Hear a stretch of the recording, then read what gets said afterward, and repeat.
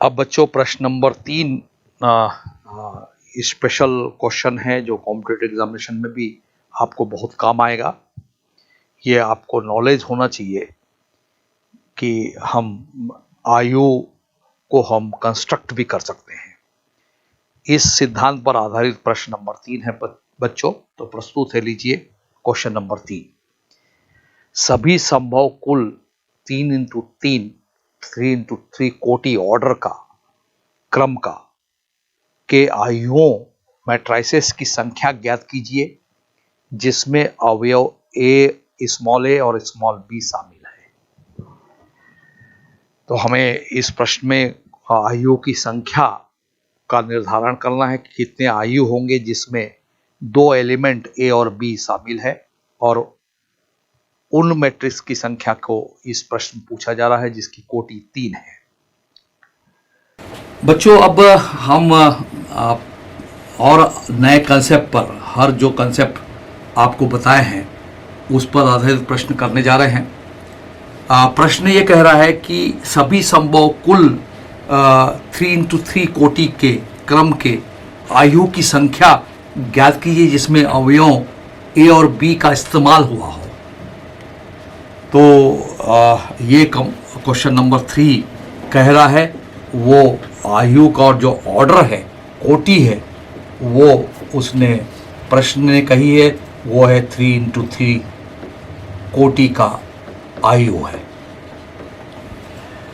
और जो अवयव इस्तेमाल किए जाएंगे 3x3 कोटि के आयु होंगे, उनकी संख्या हमें ज्ञात करना है, वो कितने हो सकते हैं। और जो अवयव इस्तेमाल किए जाएंगे उसमें वो अवयव होंगे ए और बी। तो अवयवों की जो संख्या है आप देख रहे हैं 1 और 2 है। तो अवयवों की संख्या इस प्रश्न में देख रहे हैं, मैं देख रहा हूं अवयवों की संख्या आपको स्पष्ट दिख रही है 2। तो कंसेप्ट ये कहता है कि यदि मैं रूल ये है कि n इंटू n कोटि के आयुओं मैंने मैट्रिसेस की संख्या जिसमें यदि मैं अवयव जैसे इसमें ए बी है तो इसमें मैं x1 x2 ऐसा करते करते xm एलिमेंट्स अवयवों की संख्या है। जैसे इसमें 2 है ना, तो इसमें m है, m अवयवों की संख्या है। तो आयुओं की जो संख्या है वो होगी m की पावर n इंटू n। ये रूल नोट कर लीजिए, ये कंसेप्ट बहुत अच्छे से ध्यान रखेंगे। मैं ओरली फिर से आपको समझा देता हूँ। ये कॉम्पिटिटिव एग्जामिनेशन का जेईई जैसे एग्जाम के लिए काफ़ी इंपॉर्टेंट सवाल है बच्चों। तो n इंटू n कोटि के सभी संभव आयुओं की संख्या जिसमें m एलिमेंट्स का उपयोग किया जाता है, तो एलिमेंट्स की संख्या m है, और जिन आयुओं को बनाना है उनका जो ऑर्डर है वो n इंटू n है, तो n इंटू n पावर में जाएगा। तो इस क्वेश्चन में आप देख रहे हैं कि अवयवों की संख्या 2 है। तो सभी संभव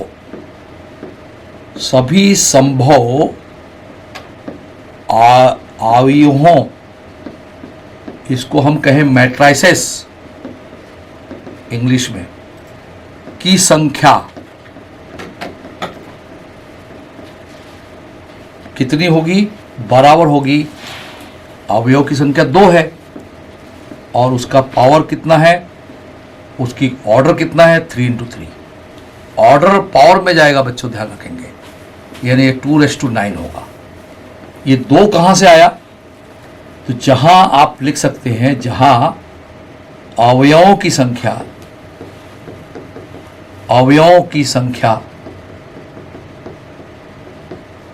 2 है जो ए और बी है।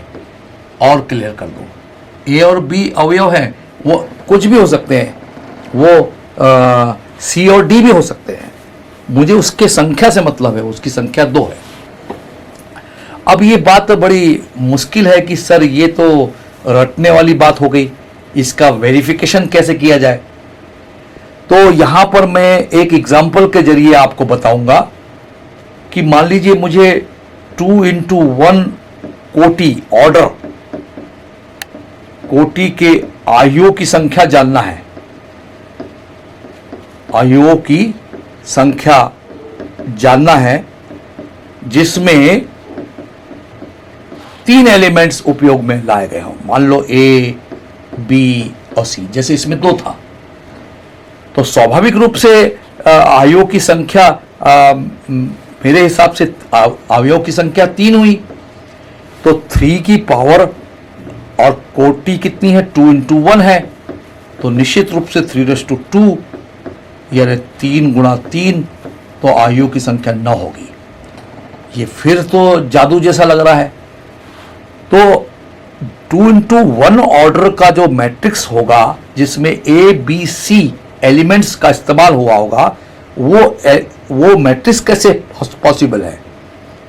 कोई आदमी A का उपयोग कर ले, मान लो ये 2x1 ऑर्डर का मैट्रिक्स है। मान लो किसी ने बोला नहीं सर A नहीं B यूज किया जाए, तो B, ये भी 2x1 ऑर्डर का मैट्रिक्स है।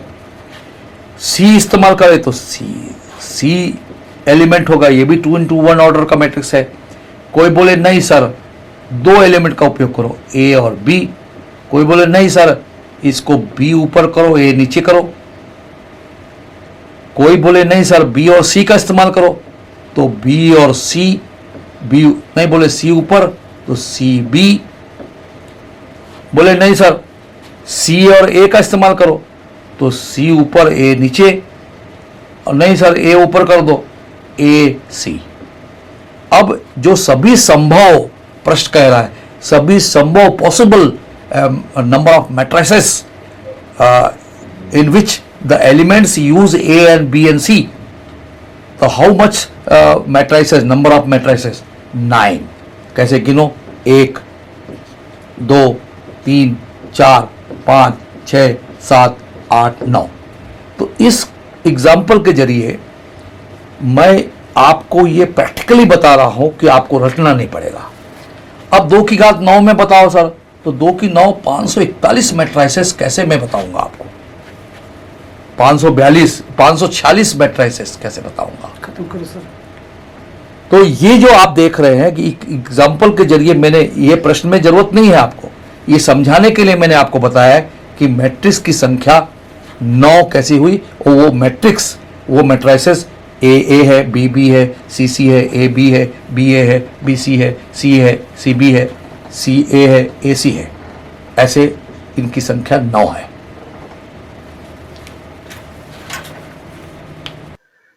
प्रश्न नंबर 4 सहखंडज से के सिद्धांत पर आधारित है बच्चों, कि हम सहखंडज या ज्वाइंट ऑफ ए पढ़ते हैं इसको। तो लीजिए प्रस्तुत है क्वेश्चन नंबर 4। यदि a बराबर 1 2 -3 4 है, ये 2 × 2 ऑर्डर का मैट्रिक्स है, तो a = 1 2 -3 4 है, तो adjoint of a dj a लिखते हैं इसको, ज्ञात कर सिद्ध कीजिए कि in bracket adjoint of a × a = determinant a × i। i यहाँ 2 ऑर्डर का, 2 कोटि का यूनिट मैट्रिक्स है, और डिटरमिनेंट a सब मैट्रिक्स A का सारणिक है। बच्चों आपको जो अगला प्रश्न, हम प्रश्न नंबर 4 करने जा रहे हैं, वो बोर्ड का काफ़ी इम्पोर्टेंट सवाल है, और आपकी वार्षिक परीक्षा में जा सामान्यतः पूछा जाता है। ये एडजॉइंट यानी सहखंडज पर आधारित सवाल है, और सहखंडज का कंसेप्ट भी आपको क्लियर होगा। तो क्वेश्चन नंबर 4 पर आप बोर्ड पर ध्यान देंगे बच्चों। क्वेश्चन नंबर 4, प्रश्न नंबर 4 ये कहता है कि आपको एक ए मैट्रिक्स दिया है, उसको हम ध्यान से देख लें, नंबर में गलती ना करें। 1 2 -3 4, और आपको एडजॉइंट ऑफ ए सहखंडज, ए का सहखंडज प्रश्न में पूछ रहा है, इसको एडजॉइंट ऑफ ए बोलते हैं। और इसकी सहायता से आपको यह भी सिद्ध करने बोल रहा है कि एडजॉइंट ऑफ ए का यदि मैट्रिक्स ए से मल्टीप्लाई किया जाए तो वो डिटरमिनेंट ए इंटू आई होगा। ये जो आई है ये I2 दो ऑर्डर का वर्ग आयु है, क्योंकि इक्वेशन जो दिया गया है मैट्रिक्स वो 2 इंटू 2 ऑर्डर का है। ये जो मैट्रिक्स है वो 2 इंटू 2 ऑर्डर का है। तो आई एक इकाई आयु है, जो आपको मालूम है कि वो आई इस फॉर्म में भी हम इसको लिख सकते हैं। आपको ये भी मालूम है कि इसका जो डिटरमिनेंट है वो 1 होता है। खैर इसकी आवश्यकता हमें नहीं है, फिलहाल हम एडजॉइंट ऑफ ए पर ध्यान दें, क्योंकि प्रश्न में पहली बात हमको ये पूछ रहा है। आपको ये मालूम है कि एडजॉइंट ऑफ ए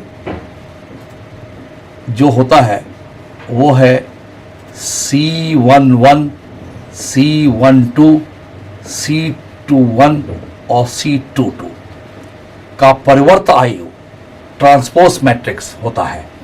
यानी एडजॉइंट ऑफ ए, यदि इसको सिंप्लीफाई करें हम तो जो रो है, पंक्ति है, वो कॉलम में बदल जाएगी। यानी C11, C12, C21, C22 होगा। ये इक्वेशन नंबर हम 2 कह दें। अब आपको ये लग रहा होगा कि C11, C12, C121, C22 क्या है सर? तो वास्तव में जो मैट्रिक्स दिया है, दिए गए मैट्रिक्स में 4 अवयव है। एक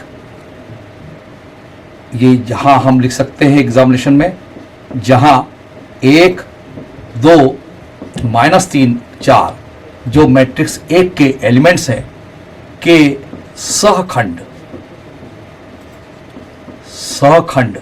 इसको अंग्रेजी में बोलते हैं कोफैक्टर्स।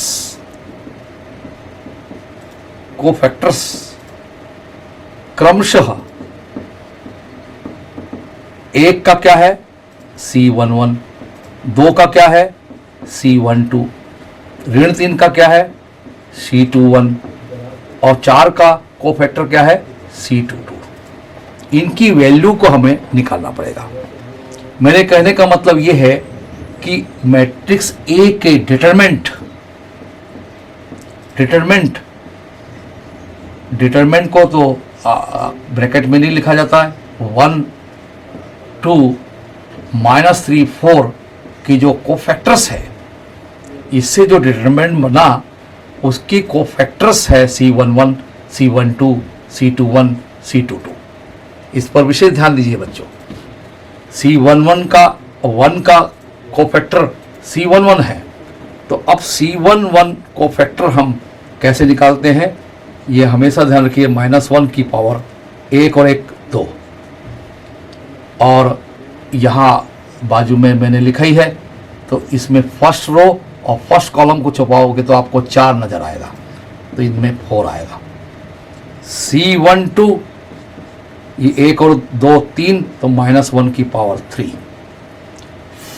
C12 का मतलब फर्स्ट रो, ये फर्स्ट रो है, R1 है, ये R2 है।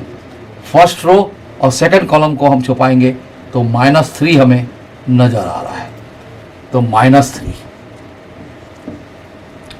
हम C21 की वैल्यू कैसे कैलकुलेट करेंगे? 2 और 1 3, अभी भी -1 की पावर 3 होगी।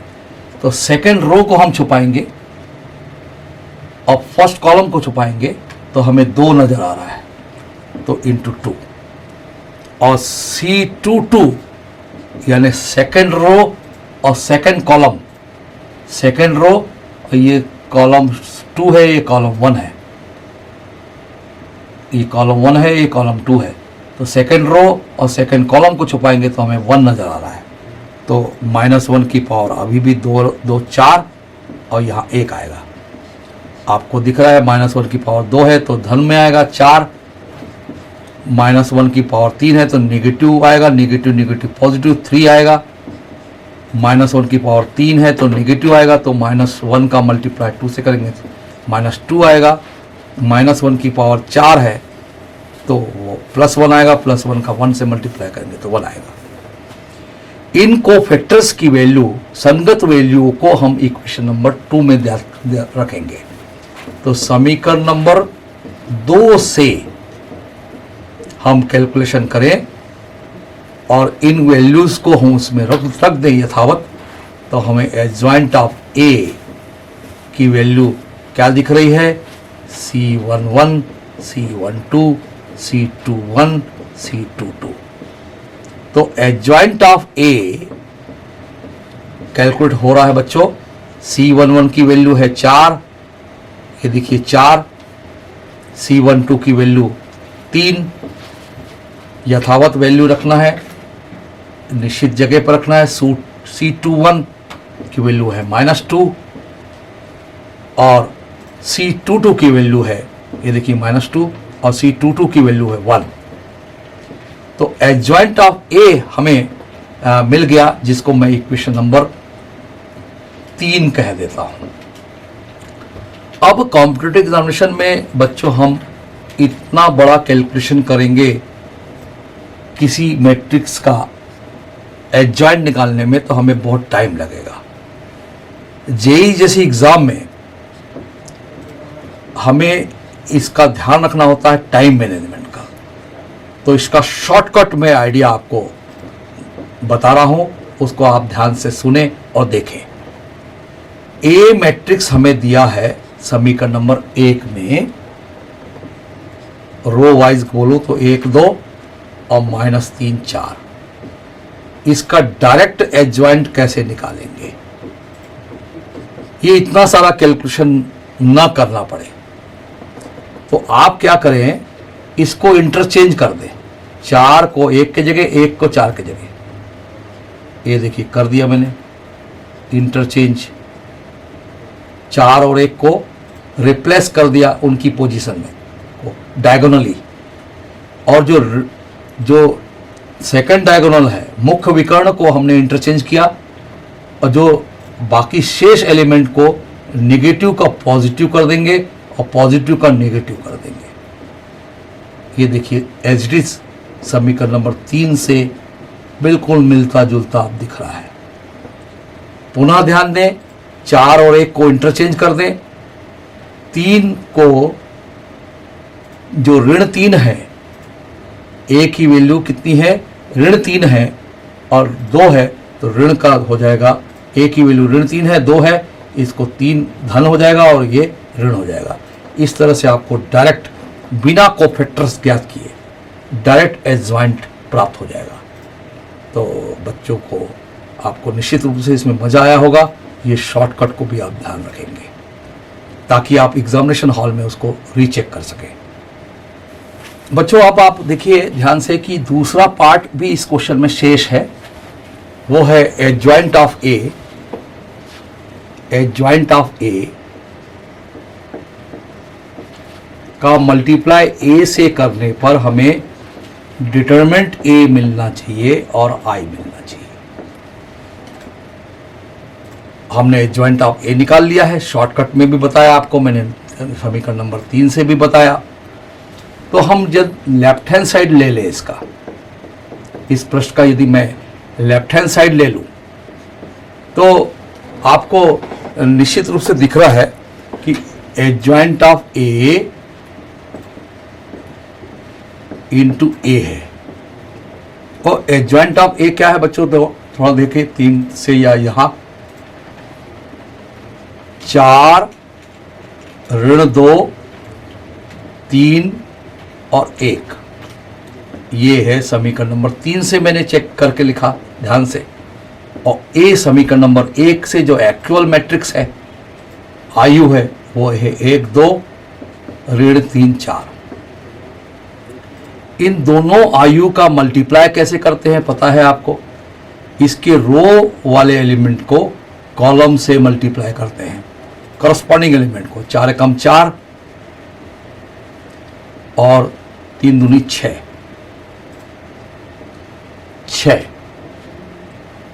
ऋण ऋण धन हो गया, तो 6 कह रहा हूं मैं डायरेक्ट। 4 दूनी 8 और 4 दूनी 8, ऋण 8। रो का हम कॉलम 2 से मल्टीप्लाई कर रहे हैं, पोजीशन ध्यान रखिएगा। और फिर सेकंड रो का फर्स्ट कॉलम और सेकंड कॉलम से मल्टीप्लाई करेंगे। 3 एकम 3, ध्यान देंगे 3 एकम 3, ऋण 3, 3 एकम 3, ऋण 3। इसके सेकंड रो का सेकंड कॉलम से मल्टीप्लाई करेंगे करस्पॉन्डिंग एलिमेंट का। 3 दूनी 6 और 4 एकम 4। इस तरह से हम दो मैट्रिक्स का जो 2 इंटू 2 ऑर्डर का है, ये भी 2 इंटू 2 ऑर्डर का है। फर्स्ट मैट्रिक्स के कॉलम की संख्या 2 है और सेकेंड मैट्रिक्स के रो की संख्या 2 है। इसको एलिमिनेट करके 2 इंटू 2 ऑर्डर का फिर से हमें मैट्रिक्स प्राप्त हो रहा है। तो हमें जो मैट्रिक्स मिल रहा है वो 4, 6, 10 है। 8 में से 8 गया 0 है, 3 में से 3 गया 0 और 6, 4, 10। अब मैंने बताया कि इसमें समस्त एलिमेंट में 10 कॉमन दिख रहा है, तो 10 आप कॉमन निकाल दीजिए, तो अंदर आपको 1, 0, 0, 1 मिल रहा है। ये जो 10 है वो कॉमन कैसे मिल रहा है, फिर से आप गुणा करके देखें। 10 एकम 10, 10 का 0 से गुणा करेंगे 0, 0 से गुणा करेंगे 10, 0 और 10 एकम 10, वापस हमको ये फिर से मिल जाएगा। इसलिए मैंने 10 कॉमन निकाल दिया। अब आप डिटरमिनेंट ए साइड में निकाल कर देखें। डिटरमिनेंट ए क्या होगा, दिए गए मैट्रिक्स का डिटरमिनेंट सारणिक किस प्रकार से होगा, 1, 2, ऋण 3 और 4, और हिंदी का 4 बनाते हुए इसको सॉल्व करेंगे।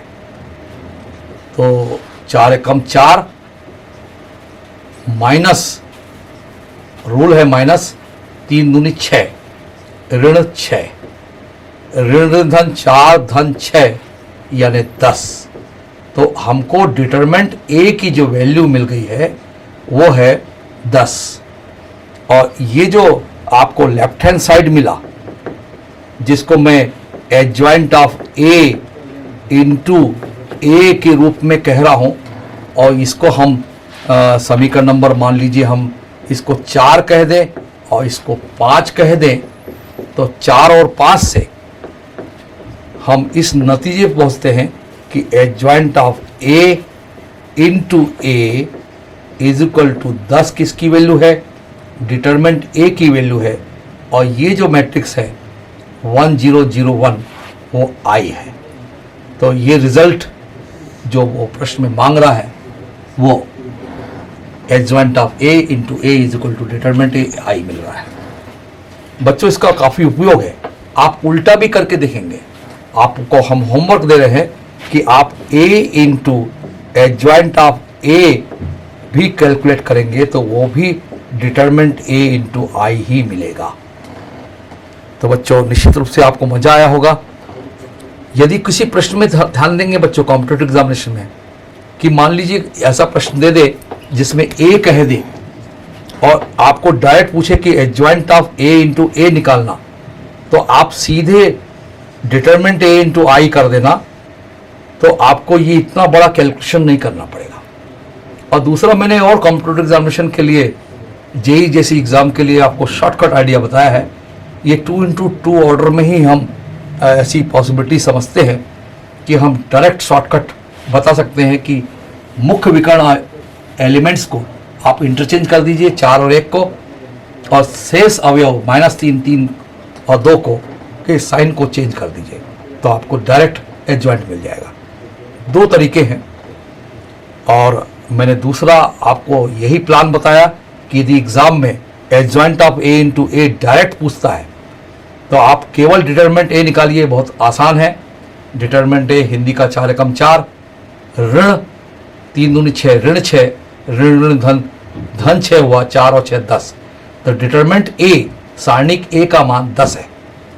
सारणिक ए का मान 10 है, तो 10 के स्थान पर मैंने सारणिक ए लिखा है, डिटरमिनेंट ए लिखा है, इनटू आई लिखा है। ये आई है जो वैल्यू ये है, ये दो इंटू दो ऑर्डर का मैट्रिक्स आपको नजर आ रहा है।